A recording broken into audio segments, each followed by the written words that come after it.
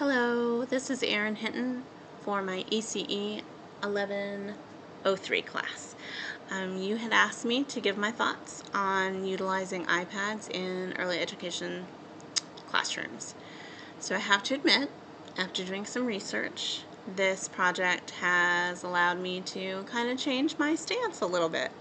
I come from a background of mainly Waldorf, Reggio Emilia, and Montessori classrooms, where we do not use technology in the classroom, very rarely.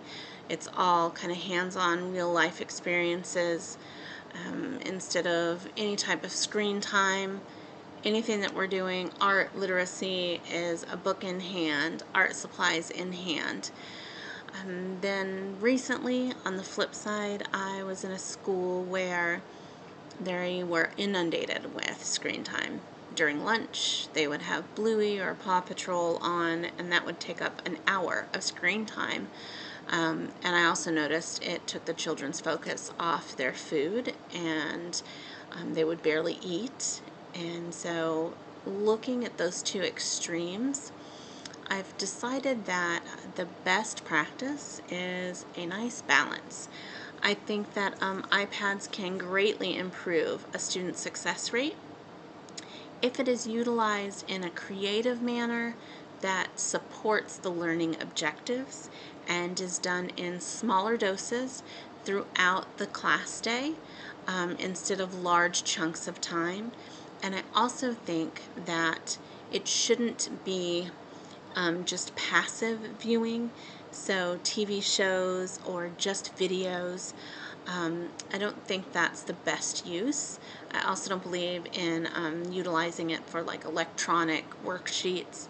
All of that I think is best with pen and paper in hand. But I do think if you utilize best practices such as viewing whatever app you want the children to use, or viewing the video firsthand before you allow the kids to see it. That way you know exactly what to expect. And also just providing that support where this is going to engage them and allow them to kind of socialize together. iPads are amazing because they're lightweight, they're portable, so children can move them around the room. Really fun way to do scavenger hunts and things of that nature. I know that it can even help with mathematical skills. There's a great app called Bottle, and a lot of the schools are using it, and you can really see kids engaging and having a really great time learning about math, counting, sorting, all of those different manipulatives. And it makes it more of kind of a fun brain break without the children even realizing that they're actually still learning. It's great for group work, and children can often support each other. If one child is trying to get to a certain app and they can't find it, I've often seen children 4 years old looking over and helping their friend figure out where to go. And that also brings up a point with literacy. There are studies have been done that show that children that have had access to in educational iPad usage, that they have a higher literacy rate than children that don't get to engage in that way. And it does help with fine motor skills, the touching, the zooming, the all of those different types of dragging motions that they have to do when they're selecting apps. That helps their fine motor skills. Being able to identify image and print, that's a fancy way of saying that they can look at an app's thumbnail or picture and remember that that's the math app that they want to go into, which is very beneficial. I also think that with the way our world is going, technology is not going away. It's only becoming more and more a part of our everyday world. So allowing children, when they're around pre-K age, to start engaging with those iPads and learning how to utilize the keyboard, And I just think it'll prepare them for their later school years. So they will be having Chromebooks. They will be asked to make YouTube videos and things of that nature. So getting them used to doing these kind of items younger and younger, I think, is great, as long as it is in balance.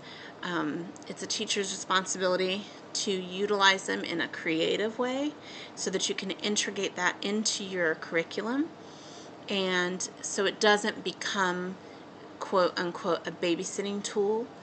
It is engaging and inviting and social, and not just a child sitting at a desk watching a video, for 30 minutes 5 times a day. I think that sometimes when you think about children with computers or iPads, people just go to that negative connotation of they are just sitting in front of a screen, not paying attention to the world or the people around them, and people think that that is going to inhibit their development and their growth. I would agree that if they are, let's say, playing video games for hours on end, if they are just watching, as I said before, like Peppa Pig or Bluey or some type of just a more basic cartoon, if they're doing that for hours on end every day, I think that is detrimental. There needs to be that balance. So use it to bring a classroom lesson to life.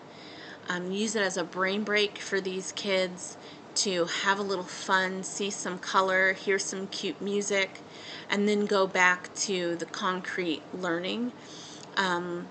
Also remember that they need to have that outside time. They need to have those big, gross motor skills.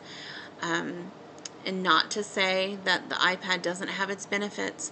It is excellent at honing in on those fine motor skills, utilizing those little fingers. It can help strengthen them for everything else they need later, the cutting, the threading, things like that. So it made me kind of think about it in a very different light. It can be an actual true asset to the classroom as long as the teacher is doing it mindfully and with purpose. Thank you.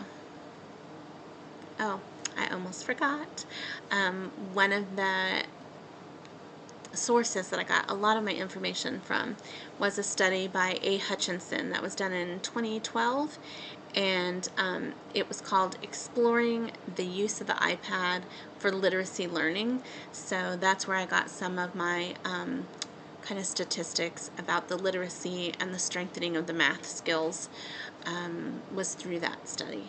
Thank you so much.